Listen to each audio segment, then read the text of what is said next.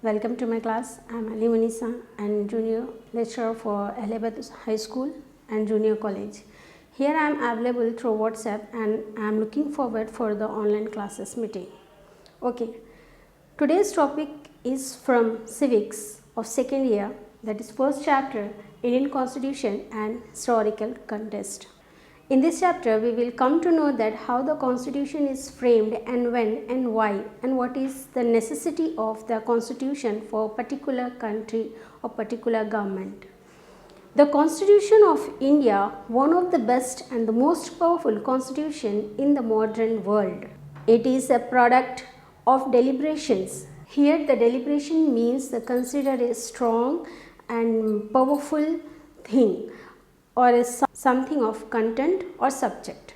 Deliberation of a body of eminent intellectuals known as Constituent Assembly. Here eminent means famous and respected person which is related to some special sphere in his skills, okay, or in his sphere. Here it is formed by the drafting committee headed by Dr. B.R. Ambedkar and approved by the Constituent Assembly chaired by Dr. Rajendra Prasad. Indian Constitution describes the structure of political system, rights, freedom of Indian citizens and independence of judiciary. All these things are briefly defined in our Constitution, that how it is framed, how it is structured and how to practice it in practical life. So that the Indian Constitution has laid down the foundation for the establishment of vibrant welfare state with the different political values like rule of law, secularism, socialism and socio-economic justice. Indian Constitution has evolved itself from many historical developments, demands and aspirations. Aspirations of the people expressed in nationalist movement and in response of the British who formulated many acts such as 1858 Act, 1861 Act, 1909 Act and 1919 Act and 1935 Act, etc. In earlier Indian constitutional and Indian national movement who organized mainly by the Indian National Congress demanding the independence and self-rule. Here how the Indian national movement is taking place for the freedom and for the independence of our country from British rule. Okay, several factors that have contributed for the origin and the spread of nationalist movement in India. There are so many events, there are so many movements and there are so many factors that influence the citizens for our self-respect, for our self-rule, for our freedom, for our independence, for our self-government, for our self-rules, etc. All these things are participated very actively for the movements for freedom. The long history of Indian national movements can be divided into three phases, that is modern phase, extremist phase and Gandhian phase. Time to time that the freedom fighters and the influencers and the citizens of India that has influenced by the movements and events and come forward for our self-rule and come forward for our self-freedom from the British rule, they have practiced more and more movements and factors and events for achieve the freedom from the British rule. Okay. The phases has divided into three phases before the independence, how the phases has divided to achieve the freedom from the British rule. Getting here?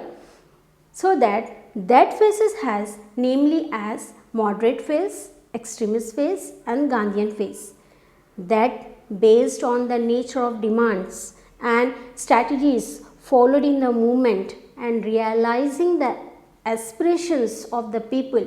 Here all these movements has taken place, all these factors has participated practically for the freedom and they have influenced and they are inspired through the peoples, through the movement, the people has influence that we will and we have to achieve the freedom from the British rule. That's why they have taken action on these movements and events, and they put their demands in front of the British rule that we want our self rule, we want our self respect to our nation, and we want completely freedom from your British rule, that is British rule.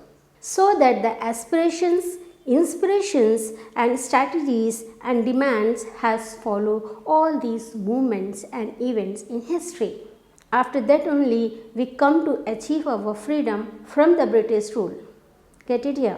What were their movements, what were their actions, what were their events which have practiced by our freedom fighters and great personalities to achieve a freedom, that only we are discussing in this chapter. After that movements, after when the nation get freedom from the British rule, we have designed the constitution for our country. In that constitution, this constitution is depend on that movements, on that events, on that demands, on that strategies, on the struggle, on that self-rule origins. Okay. So after the realizing and aspirations of the people towards our freedom, these movements has taken place. Realizing the aspirations of the people for self-rule, for freedom from the British rules have brought forward to certain rules, laws and certain movements and certain events and certain origins that has spread all over the citizens of India. And most of the some certain incrementalist law of uninterrupted continuation of their rule in India. Here the meaning of incrementalist means the method of something, small policies which act on and to change for the larger policies. Getting? Here uninterrupted means without breaking and continuously farming. Okay. While the Government of India Act 1909 is also known as Minto-Morley Reform Act, provided the indirect elections, the Government of India Act 1919, which is also known as Monto-Chelford Reform Act, established diarchy system in India. Here the diarchy means the dual government. Okay. The Government of India Act 1935 made an arrangements for the establishment of federalism in India. As a result of India Independence Act 1947, India attained the independence on 15th August 1947. India became republic with the commencement of written institution. India became republic with the commencement of written constitution on 26 January 1950.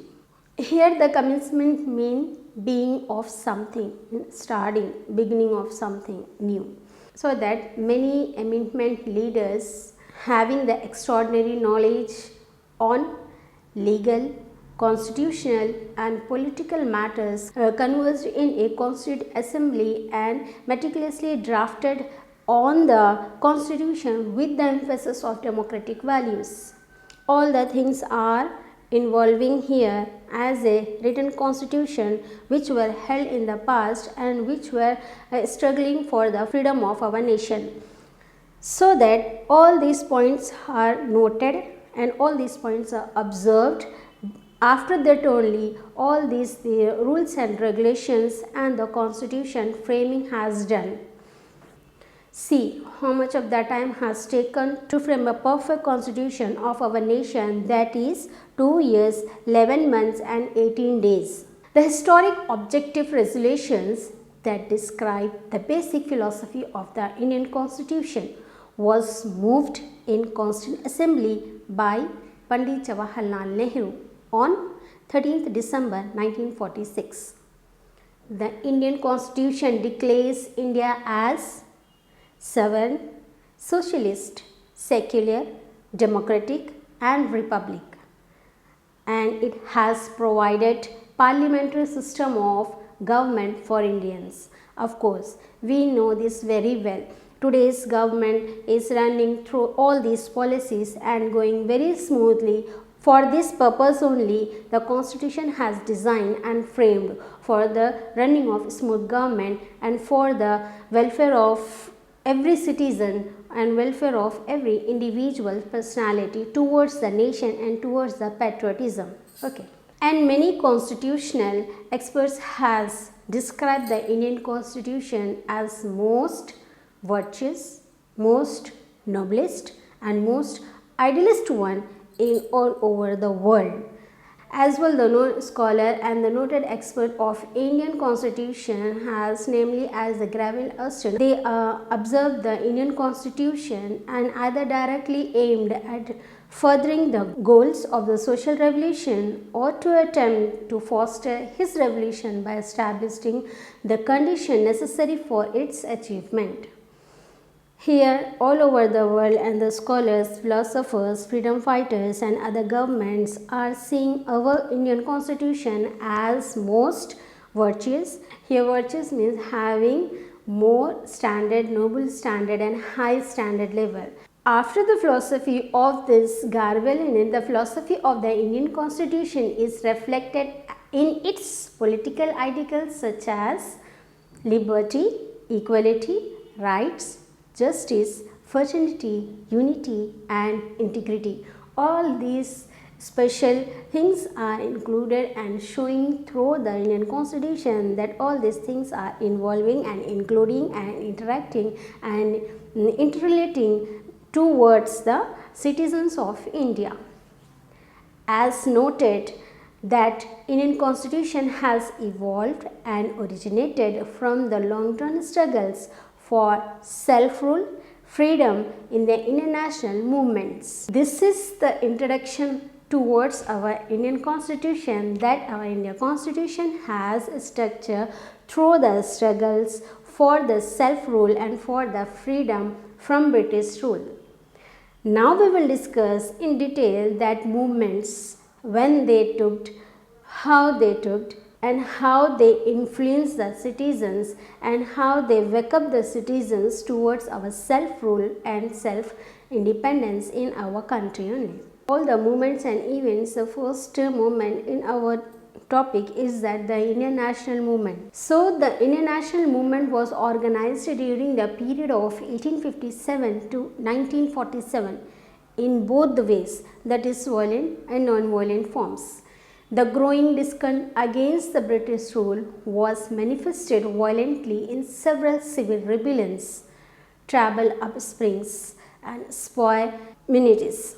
The first war of independence in 1857 is known as Great Revolt by Indian soldiers, sowed the seeds of nationalism among the Indians. Of course, after that only the most of the people and most of the citizens of India are awakened and aware of freedom, and all the peoples realize that now this is the time to stand for our freedom from the British rule. Now we have to take a step towards our self-rule. Now this is the time only we have to stand by our brothers that towards and against the British rule, so that the movement of the Indian National Movement at the time of 1857, in that period which was held after the first war of independence in 1957, is also known as the Great Revolt by Indian soldiers, sowed the seed of nationalism among the Indians, so that they have taken part in this movement for our freedom, for our self-rule. Okay. What they have done, that activities act as a sow the seeds among the citizens of India for the self-rule and for the independence from British rule. With the formation of Indian National Congress in 1985, the movement for national independence took a non-violent form. As the noted of freedom fighter and the former of President of Indian National Congress, that is Dr. Padhabi Sitaramaya, observed the history of Congress in the history of Indians' struggle for freedom. So, This non-violent struggle for freedom witnesses many political movements such as Vande Mataram movement, Home Rule movement and non-cooperation movement, civil disobedience movement and Quit India movement, as we know this very well, that resulting in the end of British colonial rule and achievement of national independence. Many leaders having the traits of patriotism, self-rule. Here the many leaders having the traits of patriotism and self-sacrifice and democratic spirit actively participated in the movement and led to the mass against the British repression. Of course, all these movements have played a very important role in the freedom of the India.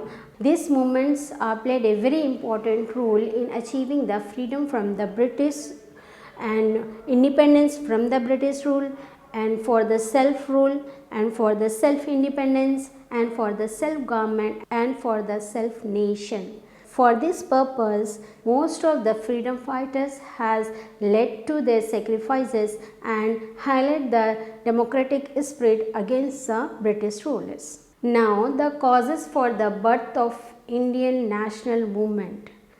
What are the causes? We will see. Now come to know that how it is taken, how it birthed to the Indian national movements. Nationalism in India was mainly generated from the positive aspirations and urges of the people for self-rule and freedom. All these happening, all the events, all the movements, all these struggles are done for only self-rule, done for only freedom from the British rule. So that in fact, some of the scholars have described the Indian national movement as a unique when compared to the other national movements of the world. See how the Indian national movement is comparing from the other world movement, that is very unique. And what is the uniqueness of the Indian national movement? We will see why it is seen as a unique movement all over the world and when compared to the other movements of the world. Partly due to the participation of the people that India had a rich heritage, culture, glorious past, and the Indians have the ability to self-rule with the intense pride.